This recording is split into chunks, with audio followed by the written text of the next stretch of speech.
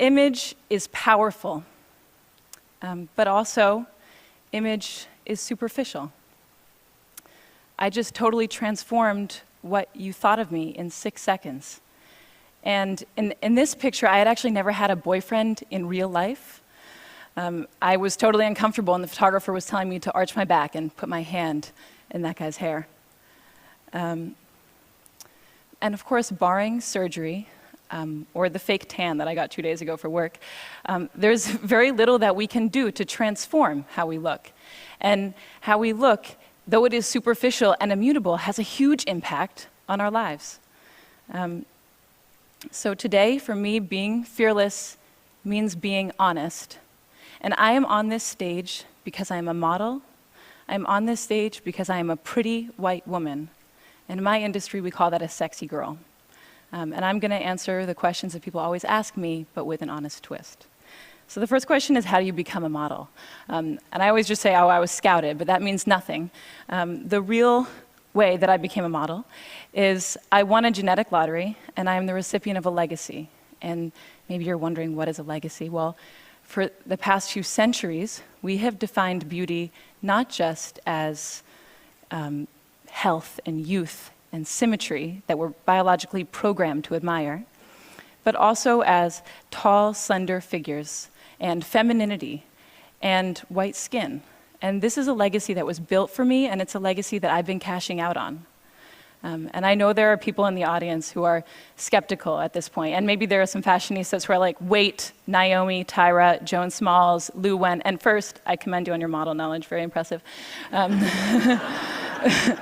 But unfortunately, I have to inform you that in 2007, a very inspired NYU PhD student counted all the models on the runway, every single one that was hired, and of the 677 models that were hired, only 27, or less than 4%, were non-white. The next question people always ask me is, can I be a model when I grow up? And the first answer is, I don't know, they don't put me in charge of that.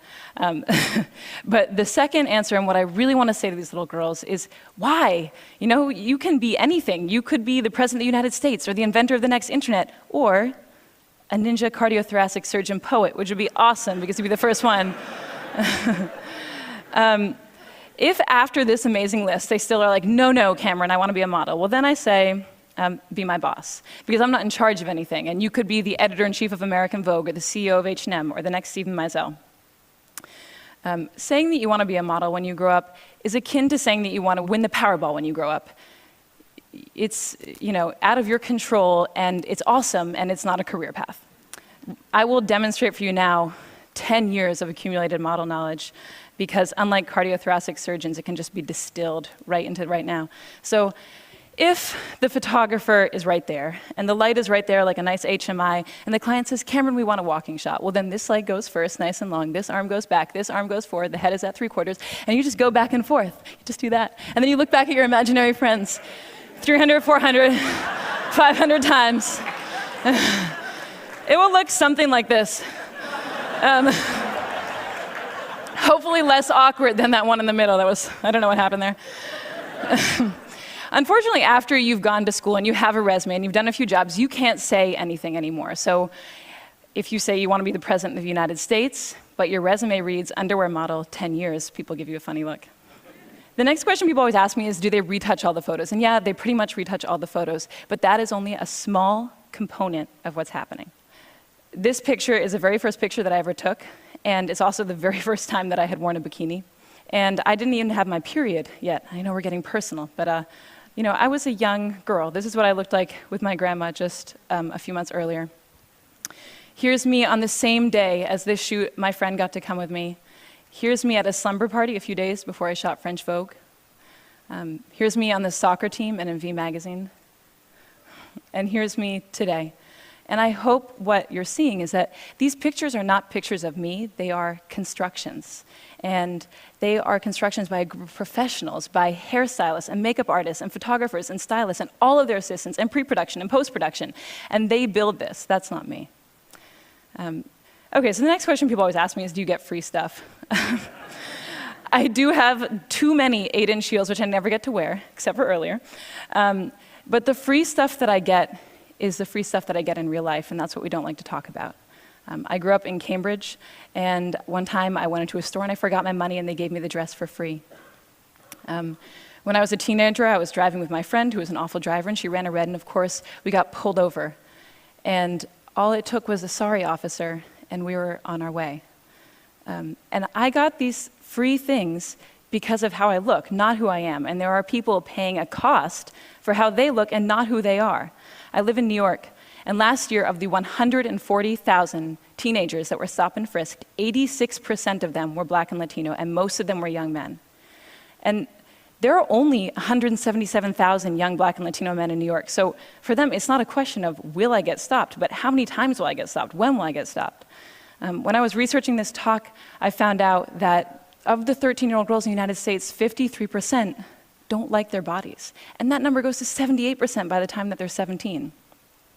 So the last question people ask me is, what is it like to be a model? And I think the answer that they're looking for is, if you are a little bit skinnier and you have shinier hair, you will be so happy and fabulous.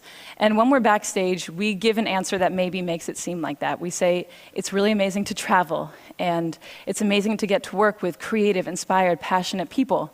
And those things are true, but they're only one half of the story, because the thing that we never say on camera, that I have never said on camera, is I am insecure. And I'm insecure because I have to think about what I look like every day. And if you ever are wondering, if I have thinner thighs and shinier hair, will I be happier? You just need to meet a group of models, because they have the thinnest thighs and the shiniest hair and the coolest clothes, and they're the most physically insecure women probably on the planet. So when I was writing this talk, I found it very difficult to strike an honest balance, because on the one hand, I felt very uncomfortable to come out here and say, look, I've received all these benefits from a deck stacked in my favor. And it also felt really uncomfortable to follow that up with, and it doesn't always make me happy. But mostly, it was difficult to unpack a legacy of gender and racial oppression when I'm one of the biggest beneficiaries. But I'm also happy and honored to be up here, and I think that it's great I got to come before 10 or 20 or 30 years had passed and I'd had more agency in my career. Because maybe then I wouldn't tell the story of how I got my first job, or maybe I wouldn't tell the story of how I paid for college, which seems so important right now. If there's a takeaway to this talk, I hope it's that we all feel more comfortable acknowledging the power of image in our perceived successes and our perceived failures. Okay, thank you.